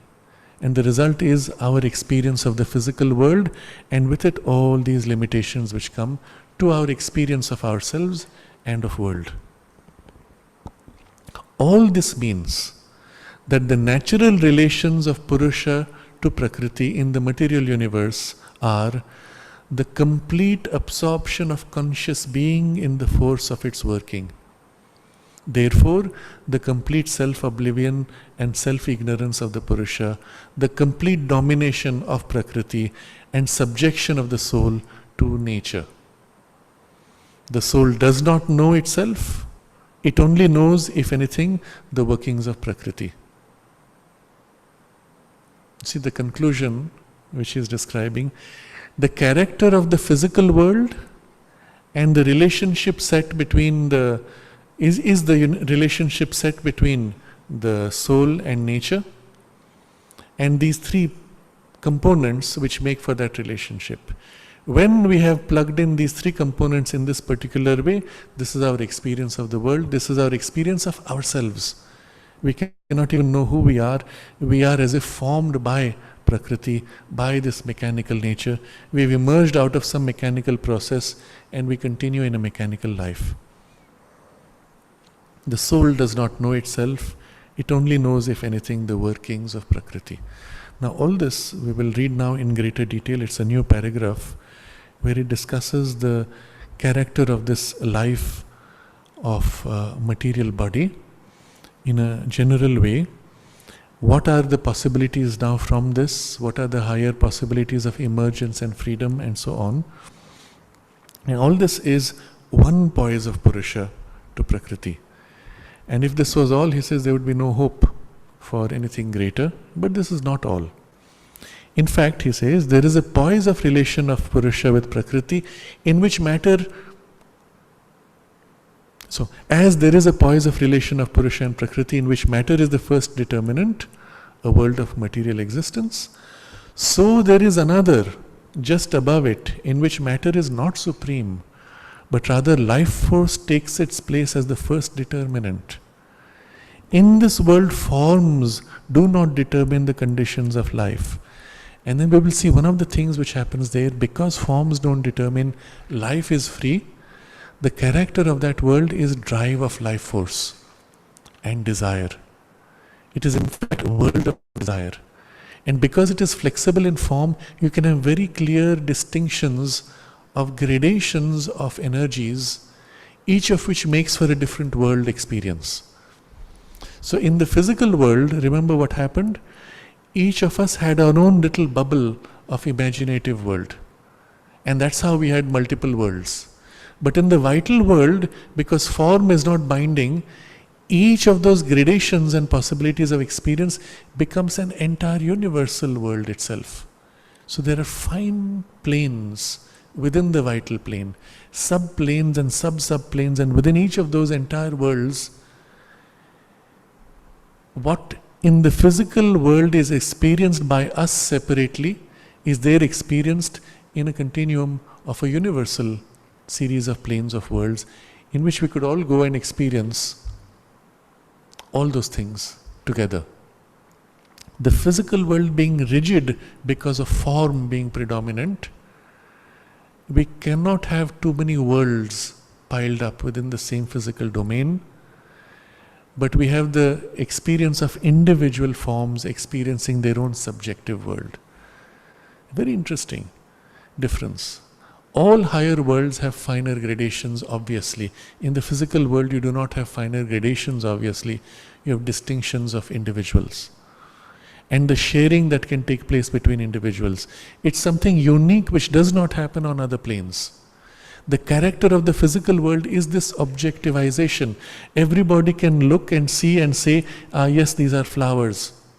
This is a vase.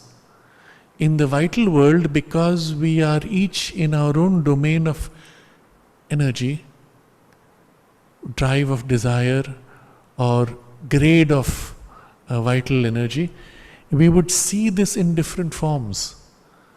Someone tuning into the joy of the flower would see a smiling face, a flower smiling at you. Someone else tuning at the flower fading and being tired and thirsty will see a dim, unhappy face of the thirst or some other form altogether.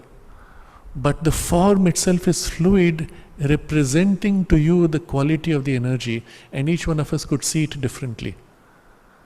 While one person sees happiness, the other person sees sadness and struggling flower. Why? Because they are different forms as the consciousness or the energy represents itself differently. So the physical world is something quite extraordinary. Not only is it evolutionary, everything comes out through form, which was concealed in form, but it allows a shared space of relationship. It allows this experience of learning from each other and the creation of worlds temporarily in which we live for a while and then we move and change out of it. And all this makes for it as the most interesting zone of adventure. Of course, with the greatest difficulties that we have already seen in the list here. But therefore also the most interesting because of the challenges being greater, but the potentiality also being greater for a shared collective experience of the world. And now if that divine Satchidananda can emerge in the physical world, reveal itself more and more, and form this objectivized shared experience, reveal itself within that, have matter substance revealing Satchidananda substantially, it would make for an experience of delight objectivized far greater and different than anything possible in the higher ranges which are subjective experiences of delight. It would allow for a collective shared experience of the Satchidananda. And the physical world of form is made for this purpose. So on the one side you see the extreme of difficulties, on the other side you see the extreme of its potentiality for which it all becomes worthwhile. So Sri Aurobindo does not get too much into this aspect in this discussion, but this is what he shares in other spaces. Here his goal is to describe the characteristics of the planes. Once we have looked at 2 or 3 of these planes, we will review how these 3 things modified make for the shift between planes. And then you will see how entering within your consciousness, if you realign these 3 things, you can tune into any of these different planes.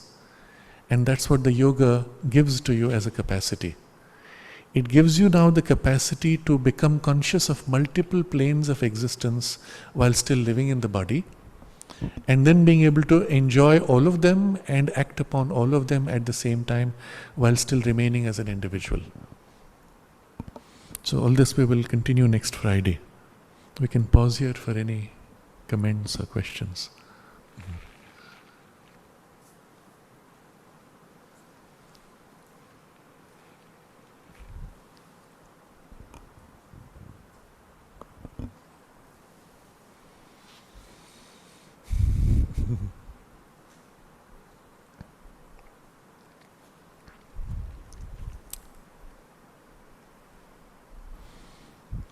what is important for us to see is the chain of cause and effect from the first principles as we see the character of the material world, and then the inevitable emergence of consciousness, mind, and discovery of the soul, again from the first principles, but also the nature of the hampering from the inconscious in the way of this process, again from first principles. What this means is, anywhere you go in the physical universe, this is happening. Any planet, any sun, any galaxy, any empty or full space is going through this process at all times. And so it's not as if our earth is specially chosen for a difficult passage and struggle of evolution. It would be there on all the physical planets of this universe.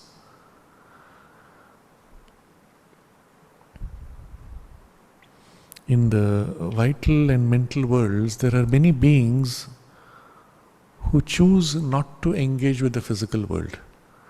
It's too dark, too difficult, too complex, too much struggle in the physical world. And so those beings, when they meet you, they immediately recognize this evolutionary characteristic of the human souls. They look at you and they say, wow, this one is different. And they admire human beings. You are the adventurous types who go and take birth there. It's very interesting. And those safe playing beings, they will say, occasionally they are interested in the physical world. They say, what's it like? But they don't want to get stuck in all this hampered struggle. So they will put out a little bit of their energy and connect to a human being and experience through them what it's like. And even some of the gods, higher mental or even spiritual beings, or the asuric beings who belong often to the higher mental ranges, they occasionally have these interests. Otherwise they're happy in their own world, they run their own kingdoms. But occasionally those who get interested in the physical world want to mess around or experience something of human affairs. Mother says that such beings are the ones who are destined to take births and grow through evolution. Within their own plane, they can grow in capacity, but not in evolutionary terms of something new emergent. For that, they have to engage with the physical world and enter into this space. And those who are attracted to the physical, Mother says, they are destined for that evolutionary participation. But the enormous overwhelming proportion of beings of those worlds, they say, that's a domain which we don't want to get involved with. No way, we're happy in our own field and with our own little kingdoms. And of course the universe, their kingdoms are the size of the universe on each plane and subplane. So you have lots to do anyway. Yes. Yes.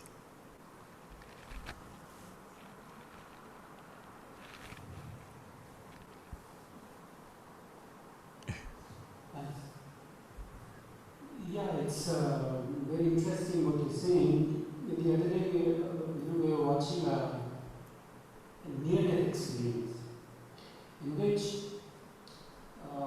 one of the person who went out, they met this being and they are fascinated. They said, how do you have this capacity to concentrate and focus and forget and come, and they're in awe. Yes. So, and also like what you said, that they also plug in. So they wait and they can plug in and take that experience. So even there are a lot of near-death experiences which explains that. Right. And they are amazed by our capacity to forget, so that they can just focus here and conduct the Yes. And also the story of Shiva, when he said to Mother that it's too much chaos, I'm not coming, I'll just help you. It seems on the second day, sometime around that time, Shiva said, you don't want to come. So it exactly confirms with what you're saying. Yes. So Mother spoke of how some of the higher gods, and in that particular case it was Shiva who said, they will not incarnate now, but they will incarnate in the supramental creation, where the supramental possibility will have been established in matter. That will mean matter will now be free of this inconscience. And all this struggle which Sri Aurobindo has described here in such detail, essentially within matter, matter would have emerged out of that. And within matter, the full consciousness, force of consciousness and delight of consciousness would be fully revealed in the character of the Satchidananda. And as a result, it will express itself in a material substance of a different grade altogether, which is not yet evolved. In such a body, the gods can manifest without losing their consciousness, without being bound in inconscience. And so they are willing to participate when that happens. Until then, they will help from far, sending their support as a burst of energy, or occasionally putting out emanations, partial emanations, we call them vibhutis, incarnations but partial incarnations, their main consciousness being always in their freedom. But these little supports are what make for the great help which we experience in human circumstances.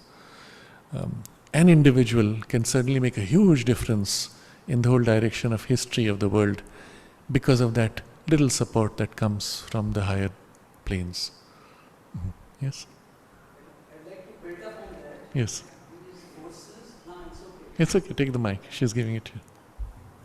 These forces may not necessarily come at the time after that, but Mhm. any time Yes. you are that receptive or you are that moving along that path, I think they can come anytime. Absolutely. So these forces, any of these, both asuric and divine beings, when they want to mess around or participate or explore the human experience, they naturally align to something which resonates with their ideals or their interests.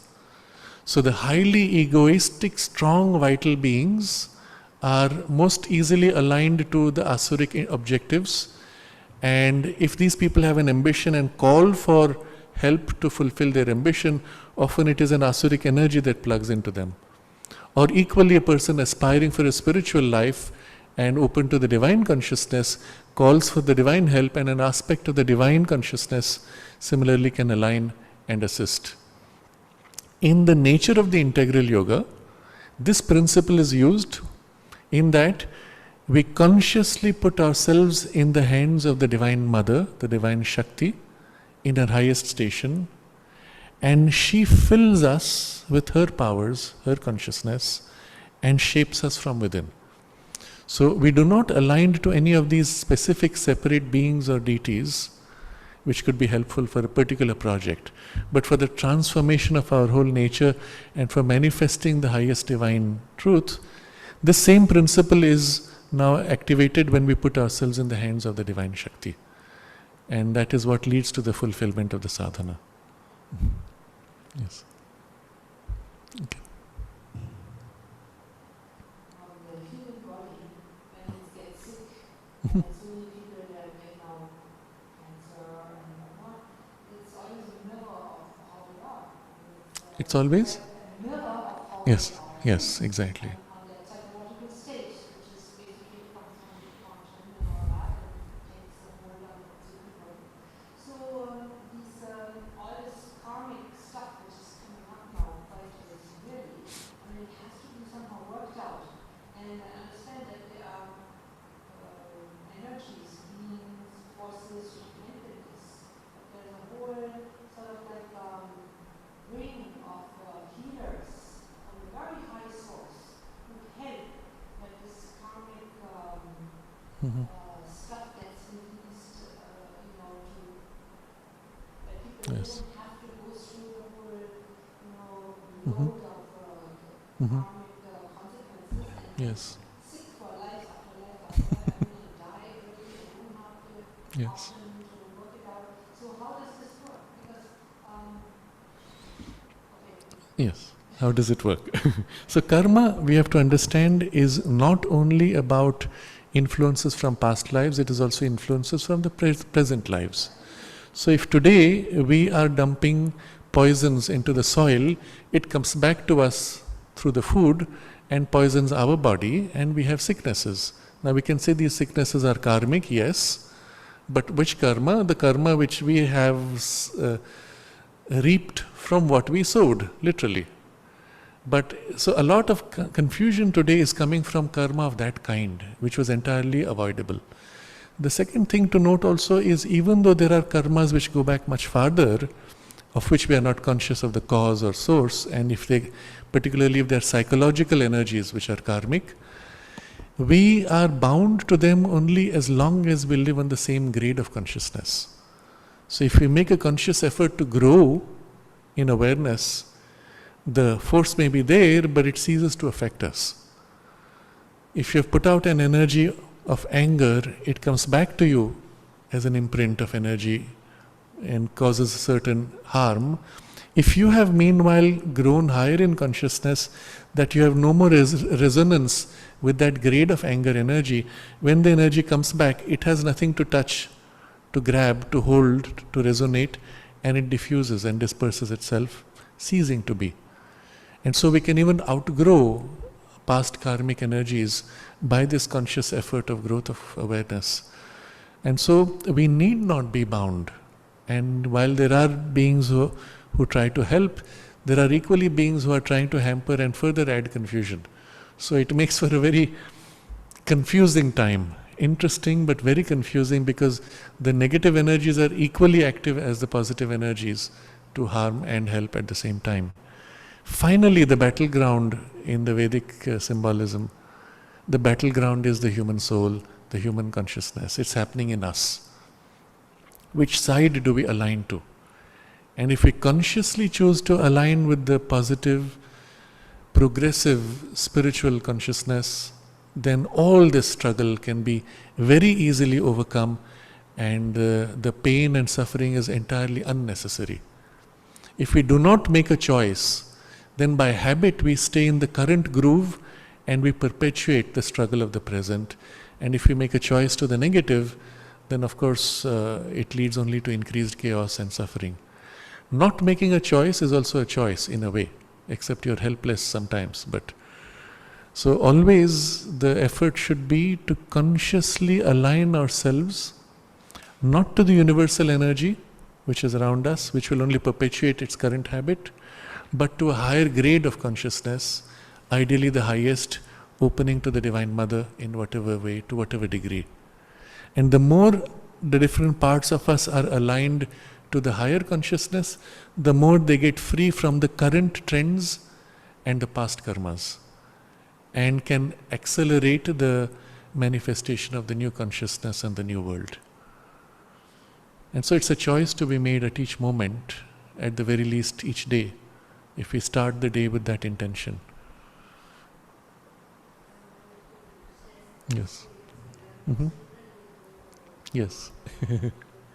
Yes. Uh-huh. That time it was like we didn't get brain focus on that. Uh-huh. So as it, mother said about children's aspiration is very fast. Yes. So I used to draw clouds with that day particular day and do the clouds with rain. And one child asked me like, what is the reason behind it? He asked me like that. I said, see, since we don't have rain, so if you all together ask for the rain god will be here. And immediately they all were Yes. just concentrating and were just closing their Yes. eyes. Quite, I won't believe that afternoon we got rain. Yes. So Yeah. the mind Of course. Yes. if you think that imagination, like if you imagine it's not destructive towards us, like you feel that we imagine something and we feel satisfied. Well, you have to see imagination as a creative power. It is one of the influences reaching out. And so you can put out a certain intention, visualization for a certain outcome. It will help, but it will be one of many other forces. So what makes it more effective is the quality of consciousness that you put in it. It is that which will make it most likely to work out or less likely to work out. That's the way I used to do it. Mm-hmm. Yes, yes. So when you talk about this, I felt very bad. No. Well, it is there, it's happening anyway. If you do nothing else, your mind is still imagining things, positive and negative. So it's better we imagine positive things than negative. It will help to make the positive things happen much more. Yes.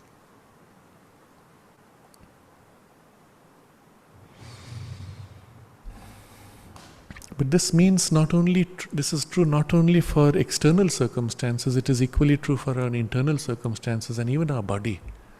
And in the example which I gave earlier, an internal correction with your own physical nature, with your own mental or vital nature, an internal change of relationship from the Purusha with this Prakriti, your personal Prakriti bundle, is enough to change the whole character of the game. Remember, all this physical world is your experience from plugging into Prakriti in this particular relationship, as is your body and your physical mind. If you retune this, you can change the relationship. And your physical body need not be such a dull and heavy, unresponsive mechanical vehicle. At the very least, processes within the physical body can begin now to become more conscious or more corrected and so on, with the example which I gave of the absorption of vitamin D.